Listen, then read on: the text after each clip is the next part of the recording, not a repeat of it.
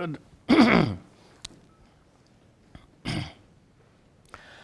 Om Sahana Vavatu Sahano Bhunaktu Saha Vidyan Karava Vahai Tejasvinavaditamastu ma vidvisha Vahai. Om Shanti Shanti Shanti. Chaitanyam sarvagam sarvam sarvabhutaguhashayam yat sarva vishayatitam tasmai sarvavide namaha. Good. Welcome back. We continue our study of Upadesha Sahasri. Welcome also to all of the many students watching online. By the way, I enjoy reading your comments on the videos. I'm sorry I'm not able to respond to the comments or answer questions, but I do read every comment. And we've received more questions by email, and I'm afraid there are more questions than we can answer. So if I fail to respond to your question, I'm sorry. 2 questions for today relating to our class. You said that in deep sleep one is fully conscious, but if that's the case, then why am I not aware of sounds around me, like my breath and heartbeat? And the question goes on, and from the question, from what follows, I came to understand that in deep meditation, this questioner finds the absence of thoughts. He says, I observe the absence of thoughts in deep sleep, in deep meditation. The mind becomes thought-free. That verbal chatter? Talk. Interesting how that talk goes on and on and on and on. That verbal chatter eventually comes to an end, so you observe that silence in the mind. But this questioner says he continues to observe sensations in the body in deep meditation. So the breathing of the body, the beating of the heart, that's not uncommon, but that's also not very deep meditation. So, there are different aspects of your mental activity. One aspect being thoughts, especially verbal thoughts in the form of words. A second aspect is emotions. For most people, emotions aren't a major issue in meditation. But here, the third aspect of the mind is perception. Everything you see, hear, taste, smell, or touch occurs in your mind, right? So in deep meditation, though the mind is completely resolved in samadhi. In samadhi, the mind is completely resolved, and there are absolutely no sight, sound, smells, taste, or touch, which means you are absolutely not aware of your breathing and heartbeat in a deep state of absorption. And of course, the same is true in deep sleep. You won't be aware of any thoughts, of any emotions, or of any sensations. Okay, the second question, which will introduce today's verses. If realization requires the effort of nididhyasana, that state cannot be eternal. I'll say that again, because he's correct. If realization requires the effort of nididhyasana, that state cannot be eternal, because what comes by effort will slip or vanish over time. His observation is correct, but he's made a wrong assumption. If realization requires the effort of nididhyasana, it doesn't. Enlightenment is the product of self-inquiry guided by the scriptures and teacher.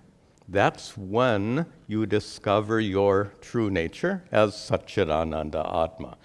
Nididhyasana doesn't come into play at all in that process of self-discovery. You remember that, I think in one of our introductory classes, we said that nididhyasana is not for the sake of enlightenment or realization, as he calls it. Nididhyasana is for the sake of removing habitual wrong thinking, which means enlightenment doesn't depend on it. You can discover your true nature and then continue to have all this habitual wrong thinking that continues to make you miserable. Then what's the point of enlightenment if you're still subject to all these problems? So we can say then, nididhyasana. Let me use here's some very precise terms. Self-inquiry, guided by the teachings and guru. We call that shravana. The goal of shravana is atma-jnanam, self-knowledge, discovery of your true nature, enlightenment, loosely speaking. But then you can have that atma-jnanam and have a mind that's a mess. So therefore, nididhyasana treats those problems of the mind, whereas shravana is for the sake of atma-jnanam, manana is for the sake of removing doubts. We're not going to talk about that further. Nididhyasana is for the sake of removing these habitual wrong patterns of thinking, or conversely, we could say it's for the sake of jnana phala. Now, I'm making a distinction here for the first time, a distinction between jnana and jnana phala. Phala means fruits, results. Jnana is the discovery. Jnana phala is when you abide in your true nature and feel yourself to be full and complete at all times, in all situations. That's jnana phala. Discovery is one thing. Abiding in what you've discovered is quite another. So the discovery is a result of shravana, and the ability to always abide in what you've discovered, that is the purpose of nididhyasana. So before continuing with our verses today, there's a favorite story that I always tell when the topic is nididhyasana. Some of you have heard this story, so bear with me, but this story to me is crucial to really show the purpose, the role, the function of nididhyasana. Many of you have heard my lion story. This was a favorite story of Swami Vivekananda, but I put my own spin on it, quite a different spin. It's a traditional story. Anyway, there was a lioness and her cub walking through the jungle. They got separated. The cub couldn't find its mother, and the cub was lost in the jungle, helpless and afraid. Which is interesting because the lion is king of the jungle, but it's a little cub, little thing. Anyway, this cub happened to see a flock of sheep in a nearby clearing. And this cub went over, it was lonely and afraid. It went over and joined the flock of sheep. Normally, sheep are afraid of lions, but how can you be afraid of this cute little cub? So the sheep didn't run away. This cub stayed with the flock, and the cub grew up with the flock, which means the cub grew up thinking it was one of the sheep. It would graze in the grass, and maybe it learned how to bah, whatever the sound those sheep make. So anyway, this was the story of the cub. Now, the story continues that another lion, full-grown lion, was passing by and saw this really bizarre scene. There was a flock of sheep with a full-grown lion standing amongst them. Remember, this cub grew up with the sheep. So the sheep knew this particular lion to be friendly. So the sheep weren't afraid of this particular lion. In general, sheep will run away from a lion. Anyway, another lion passes by and sees this bizarre scene. A flock of sheep with a full-grown lion standing amongst them, and he wondered what the world is going on. The lion starts approaching, and of course all the sheep, lion, and they start running. And the confused lion runs along with the sheep because, all the sheep, along with the confused lion, they all know that lions eat sheep. Anyway, now the passerby lion is even more confused. Why is this lion running away from him? So he chases down that confused lion and traps him at the edge of a lake. And lions apparently don't like to swim, so he's at the shore of the lake, and this confused lion is petrified. Please don't eat me, please don't eat me, he begs. The passerby lion says, why would I eat you? And the confused lion says, because I'm a sheep, and lions eat sheep. The passerby lion says, yeah, I know lions eat sheep, but you're not a sheep. You're a lion like me. You're a lion like me. Tat tvam asi. Right? It's a statement of truth. Tat tvam asi. You are a lion like me. Of course, does a confused lion get it? How can I be like you? I'm a sheep. So the lion says, here, I'll show you. And the lion makes the confused lion look at his reflection in the water. And then he asks, the reflection, does it look like the sheep or does it look like me? Very powerful. And we're not up to nididhyasana yet, that comes in just a minute. But at this point, look at what we've just observed, that you are a lion like me didn't work. It was a mere statement of fact. There was a methodology involved to make the lion recognize its true nature as a lion, to make the confused lion see its true nature. So a statement of truth without the accompanying methodology doesn't work. Pretty clear, isn't it? When was the first time you read Tattvamasi? Were you enlightened? You get the point.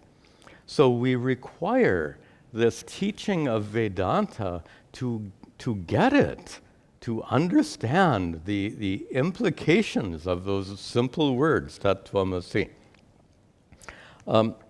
Before I continue, I have to share with you a beautiful, beautiful expression of my guru, Pujya Swami Dayananda, who likened Vedanta to a word mirror. You look into the word mirror of Vedanta, and you see your true nature reflected in the words of Vedanta. Very beautifully expressed. The idea is that you have to see yourself, you have to discover your true nature, and merely being told isn't enough. You have to see, you have to discover. Notice, the confused lion has to see, meaning you have to see for yourself. No guru can make you enlightened. You have to see for yourself. Okay, now all of that is set up, by the way. Now comes the nididhyasana part. It's an elaborate story, but it's really worth taking our time with this story. So, the newly enlightened lion is ecstatic because he realizes he's not this little frightened sheep. He's a king of the jungle. So the formerly confused lion thanks the other lion, and he goes boldly off into the jungle. And when night falls, he sleeps in the middle of the jungle, ignoring the flock of sheep over in the clearing. Why should he go to that flock of sheep? Morning comes, and this formerly confused lion wakes up. And I can only imagine that when you and I wake up, we're usually a little drowsy in the morning. So we can presume that this lion was a little drowsy when it woke up. And lions don't get a cup of tea or coffee in the morning, sorry.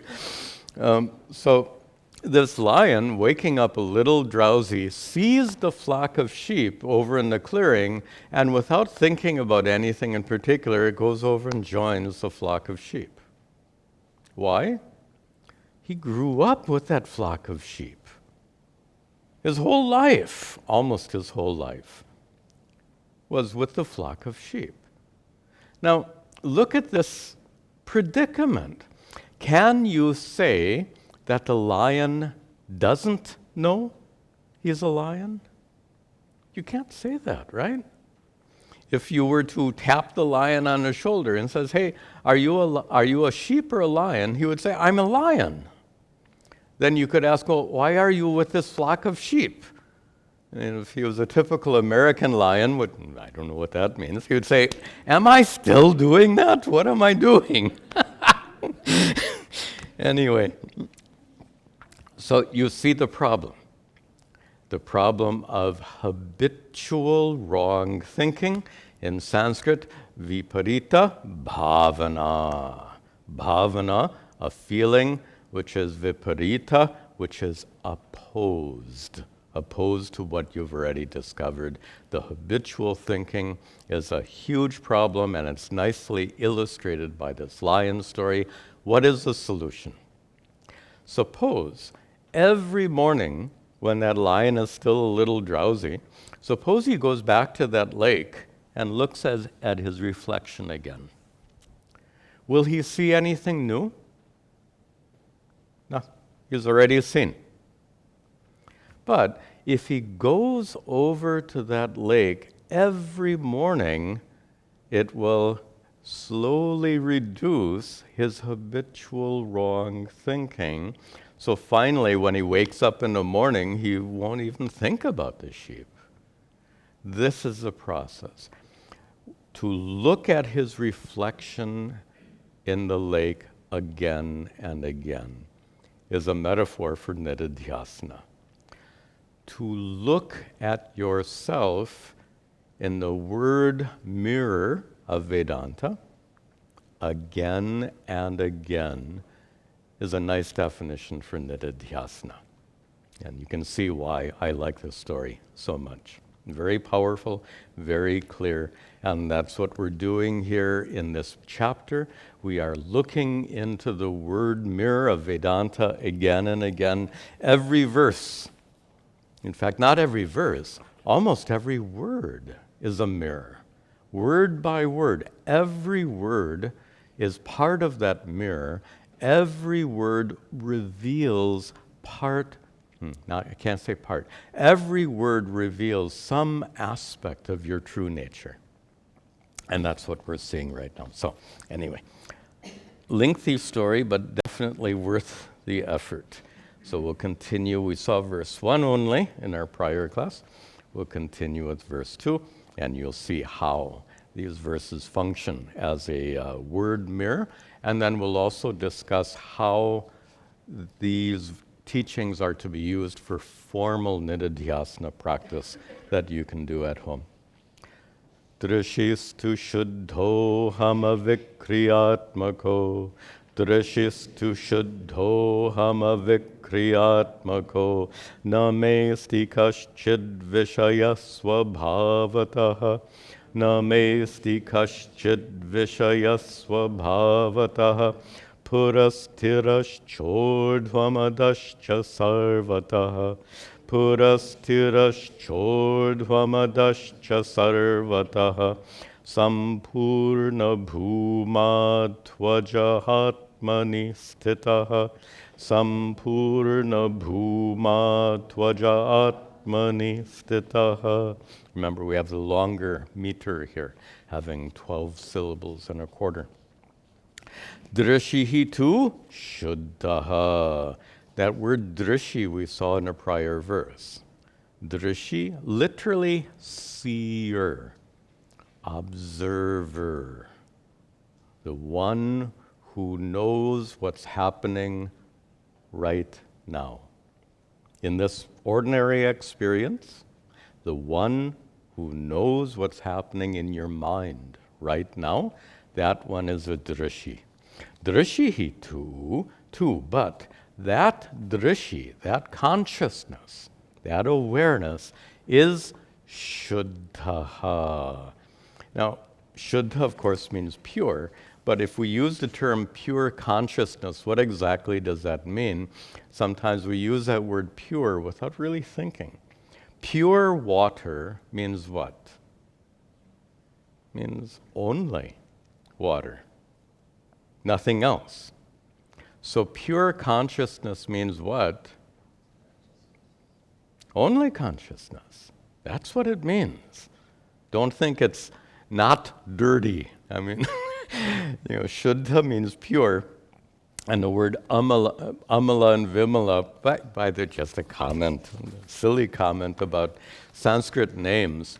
Vimala is a common woman's name. It literally means not dirty. Vimala, without mala. Of course we translate it as pure.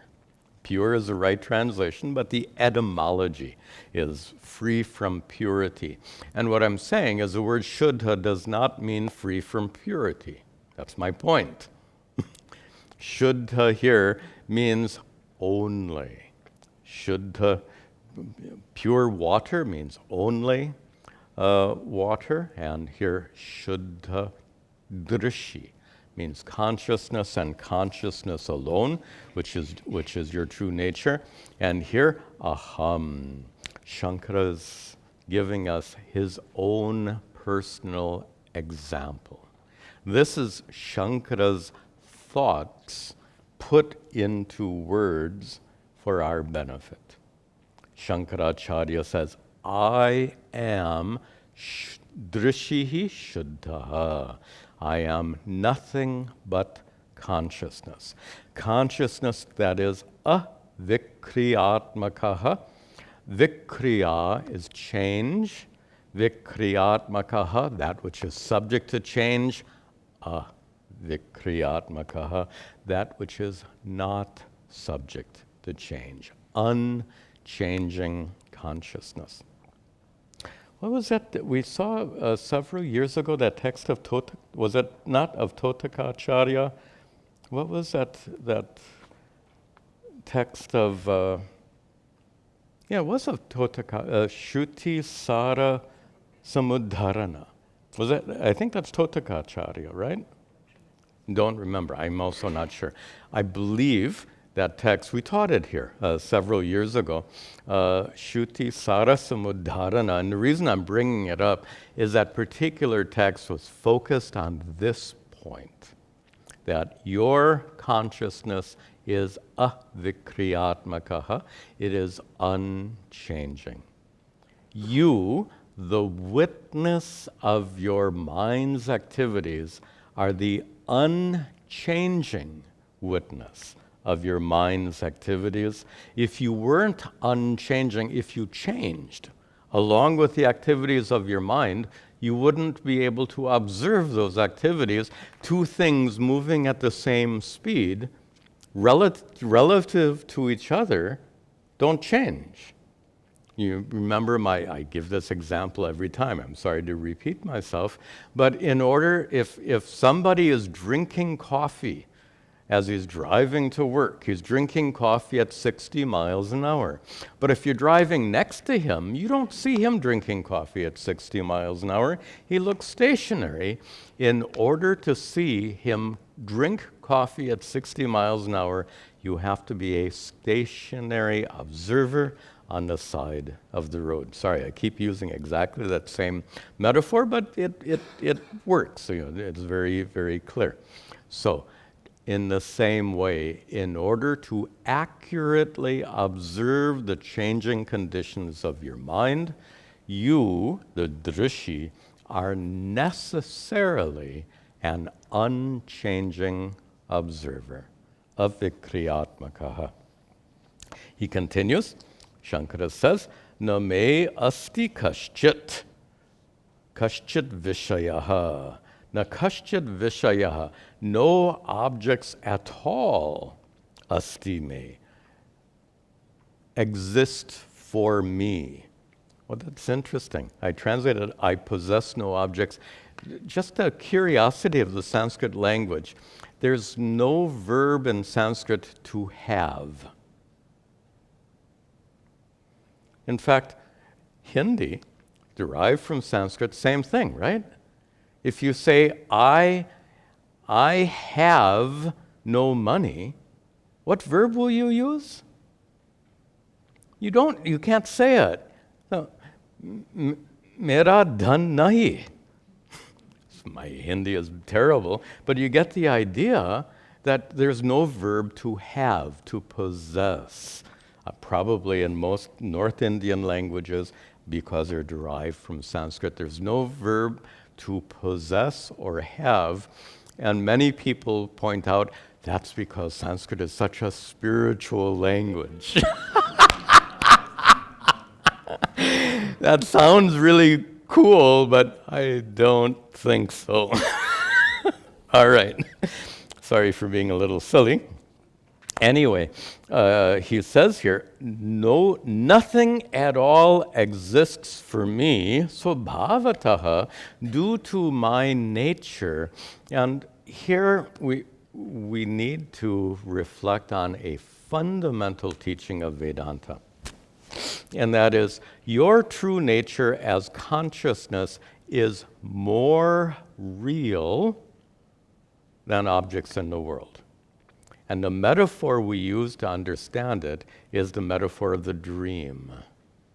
The dreamer, the consciousness of the dreamer is more real than objects in the dream. We're going to use this metaphor several times in today's class. In a dream, there are many things, but whatever things are present in a dream, they're less real than you, the dreamer. Remember our definition of real, that which doesn't come and go is real.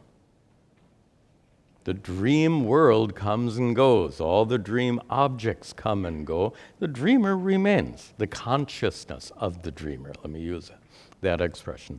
The consciousness of the dreamer remains. The point I'm making here is dream objects are less real than the dreamer's consciousness.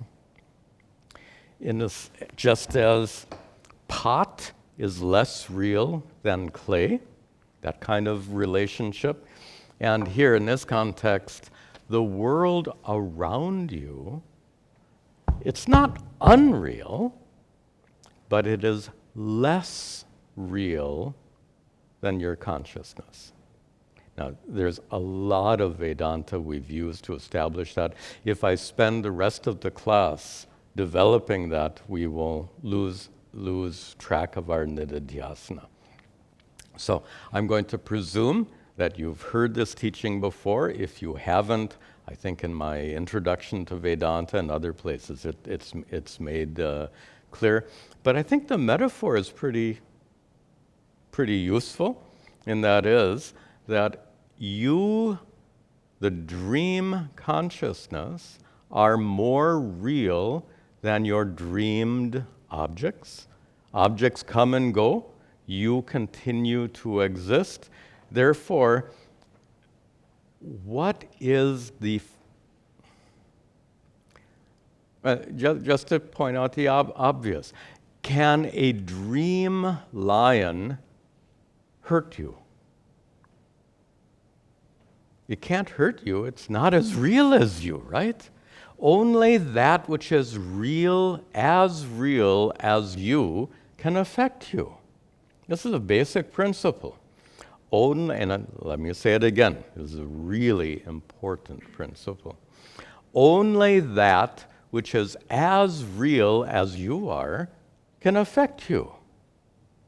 Dream objects can't affect you. They're not as real as you. Well, that metaphor goes on. Consciousness is more real than the world around us. The world around you, you say, but it can affect my body. Absolutely. It can affect my mind. Absolutely. It can't affect consciousness. Your body and mind are as real as the world around you. Your body, mind, and world are less real than consciousness. Notice I'm not saying illusion. I'm not saying unreal. The technical term, of course, is mithya, that which has a dependent reality. Not our topic today, but just to explain what Shankara is saying here, that nothing belongs to me. Nothing belongs to me, meaning he has no relationship with anything, no possession, because nothing out there in the world is as real as you. That's the sense here. Very profound teachings. He goes on verse after verse. By the way, Shankara's Nididhyasana here is much more profound. I made reference, in fact, I forgot to make reference to actually, did I make reference to that Ashtavakra Gita? Did I talk about that here? I did. I think I forgot to mention that Vasanti is teaching that Ashtavakra Gita in her reading class. So if you know a little Sanskrit, you can join her reading class and go through that Ashtavakra Gita. But the reason I wanted to point that out right here is this is 10 times more brilliant than that Ashtavakra Gita, honestly. I mean, Ashtavakra, it's a good text. It's a brilliant text. This is 10 times more brilliant, in my opinion. Anyway, you can make your own opinion, but that's what it looks like to me. Okay, continuing. Look at the last line. Sampurna Bhuma. Bhuma is an unusual word found in Upanishad to describe Brahman. Some of you know that Brahman comes from the root br, to expand. And here, Bhuma. In fact, just saying the word makes you get that sense. Bhuma. That which is vast, that which is infinite, is Bhuma. And here he puts a prefix, Sampurna. Oh, Supurna. Supurna. Purna Bhuma. Completely infinite?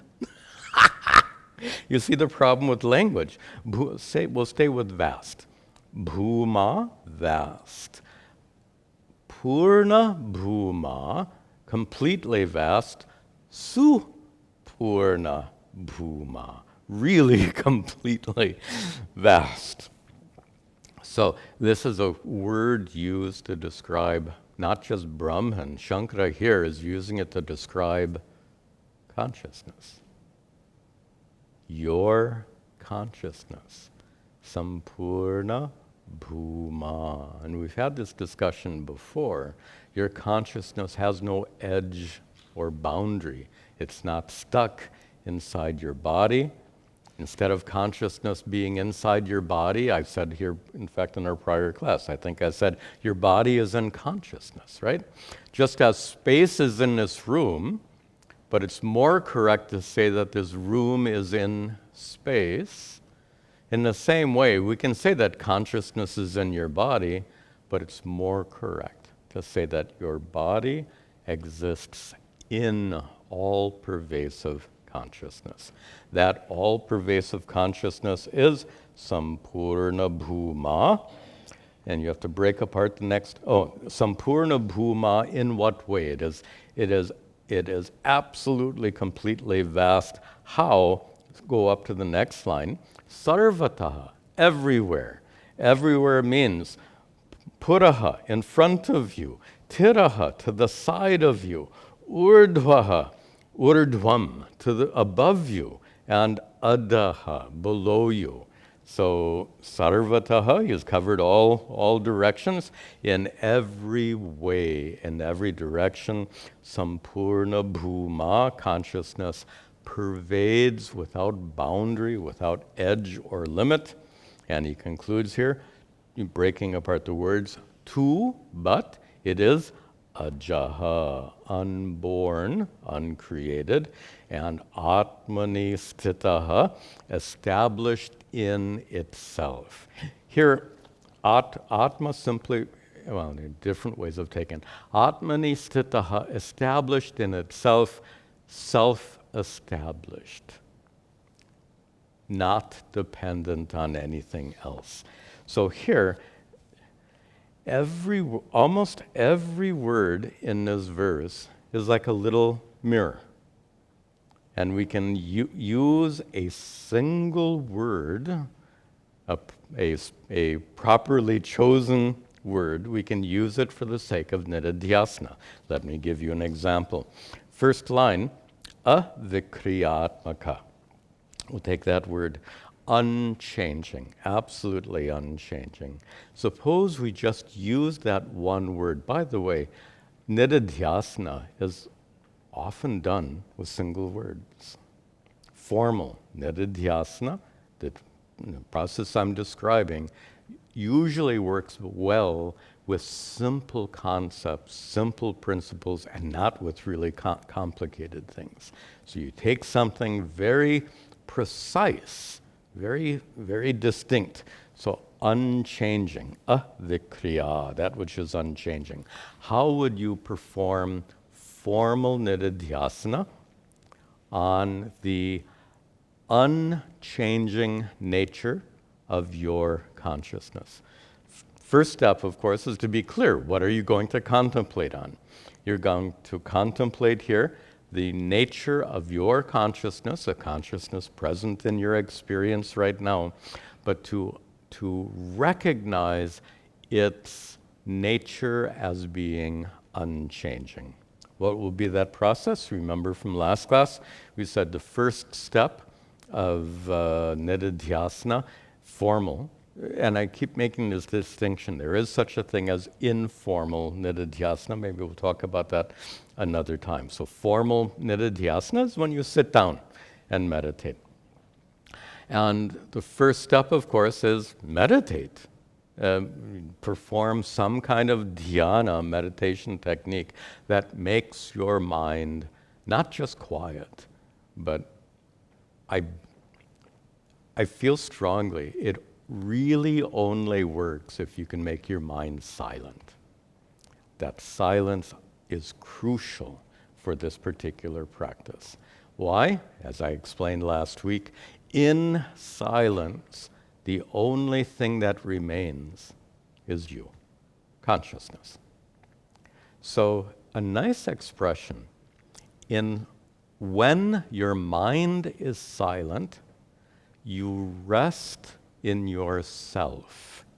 It's kind of a poetic expression, but it's meant to be suggestive. It's meant to give you a kind of an impression or a feeling.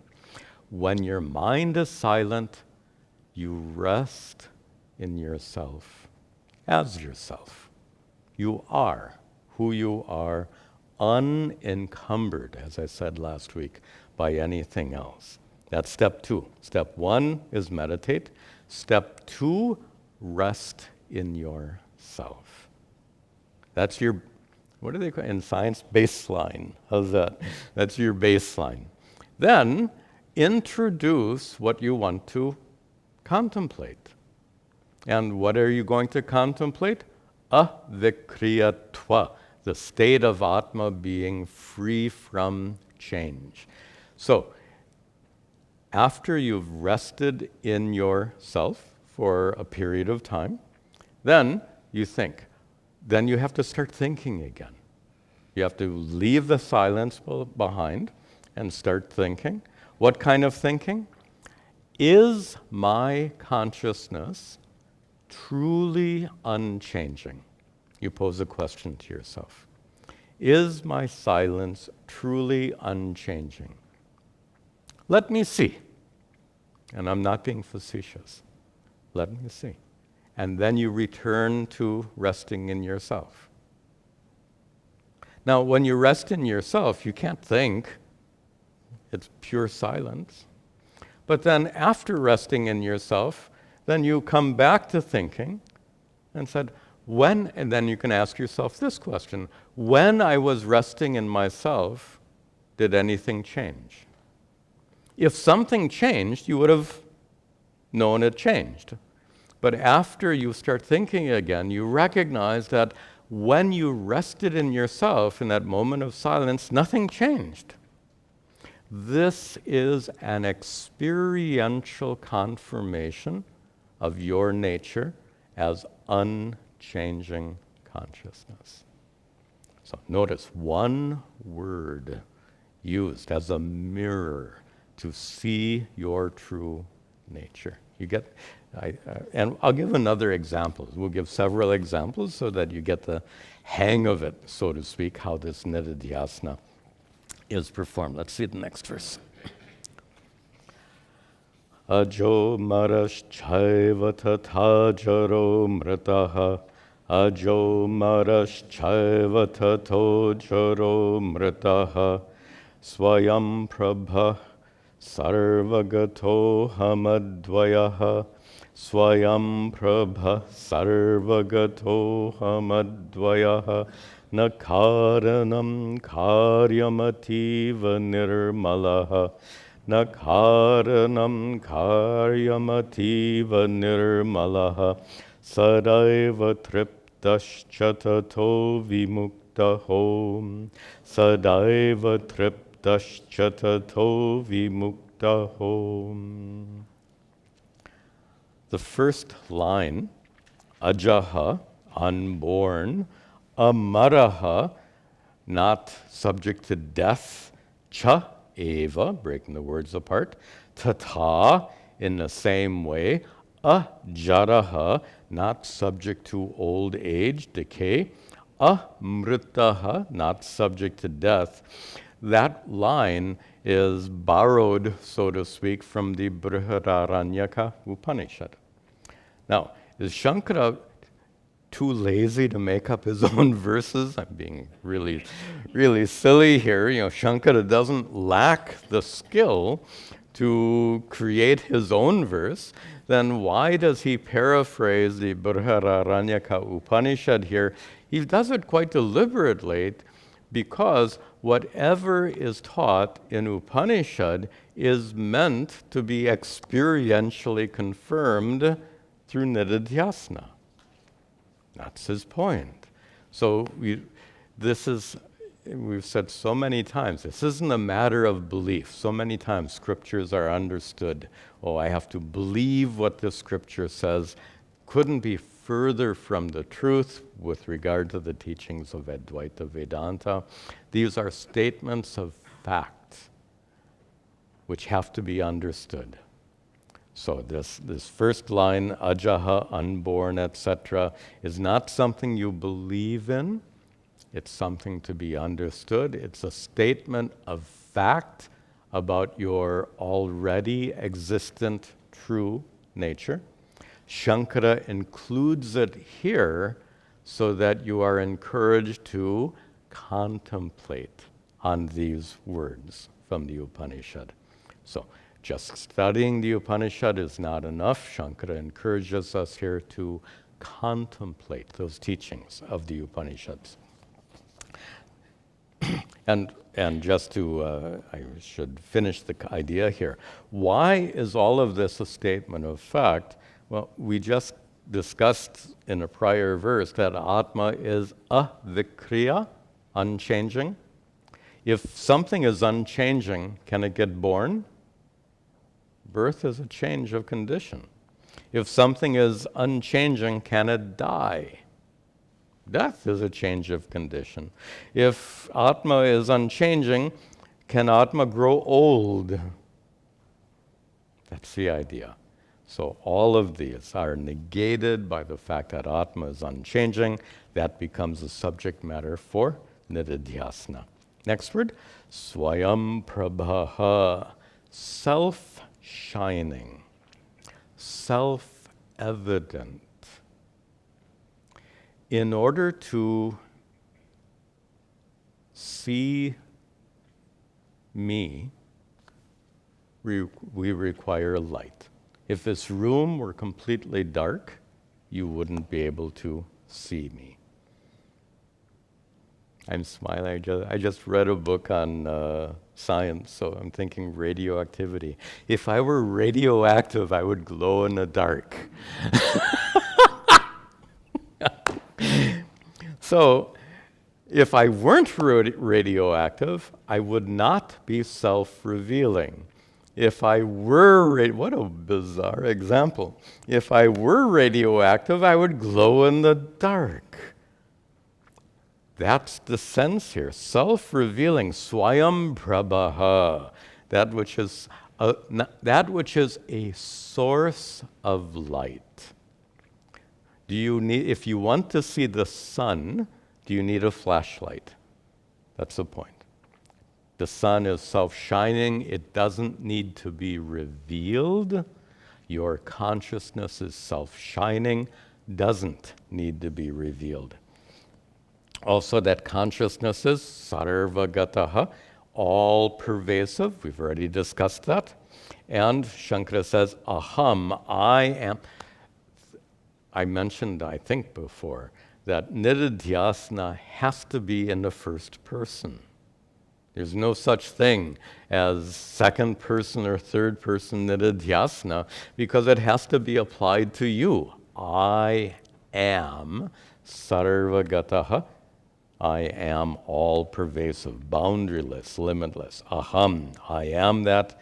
And I am advayaha, non-dual. Non-dual doesn't mean, this is a little shift of perspective. Non-dual, one without a second. The best way to understand it, because we live in a world of duality, all of our experience, except for samadhi and deep sleep, all of our experience is in the realm of duality. So when we see this word advayaha, it goes against our experience, right? It does. We experience duality. So how can we bridge the gap between this statement, non-dual, and our experience, which is dual? And the answer is found in that dream metaphor. It's not that other things don't exist. It's rather that other things aren't as real as you. You are the one reality. Nothing else is as real as you. The classical example is you have a pile of 100 pots. There's only one clay. So that shows how the experience of duality doesn't deny the truth of non-duality. When you experience a pile of 100 pots, do you experience duality? Of course, there are 100 pots. But you know. Notice, you don't experience non-duality, you know non-duality. It's a matter of knowledge. It's a matter of appreciating there is but one clay because of which these 100 pots exist. So this shows the problem of experience. Experience functions in the world of duality. Have you ever read something like, you have to experience non-duality? People have that kind of thought. You need a non-dual experience. A non-dual experience is not an experience. The very word experience suggests duality. You have an experiencer and an experienced. The moment you use the word experience, non-duality goes out the door. So I'm being a little emphatic here because many deep thinkers about Advaita get stuck on this one. And they think that somehow you have to experience non-duality. And that is a huge blunder.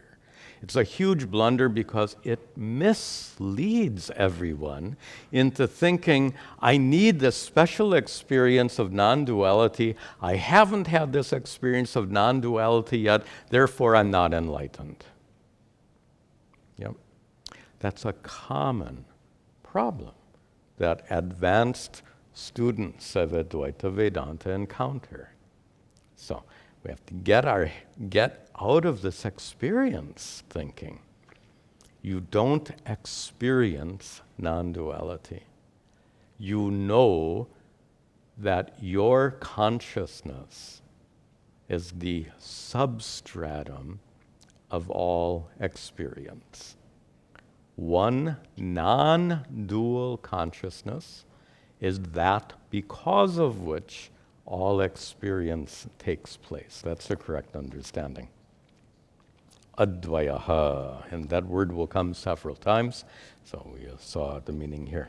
He continues, na karanam karyam ativa nirmalaha. Na karanam and na karyam.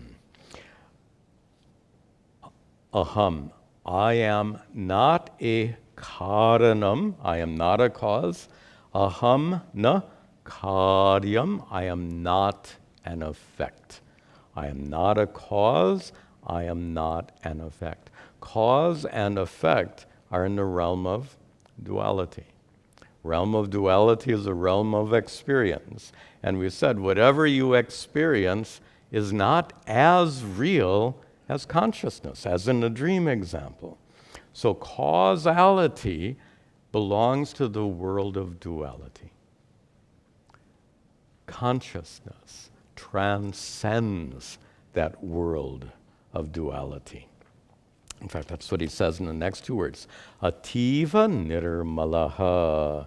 Nirmala, as we said before, like vimala, nirmala, without purity. And the context here is an ativa, extremely. Extremely free from impurity. How are we to understand that? Unaffected. Generally, we falsely believe that consciousness gets affected by whatever is happening around us in the world, by what's happening in our bodies, by what's happening in our minds. Absolutely not. How can it affect you if consciousness is unchanging? Watch this. Pain is in your knee. Pain is experienced in your mind.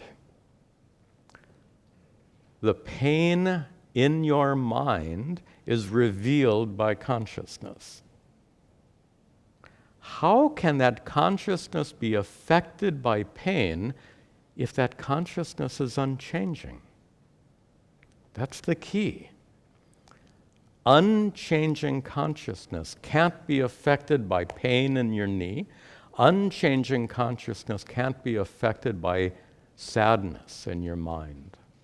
Unchanging consciousness can't be affected by anything. Ativa nirmalaha. And last line. Sada eva, always.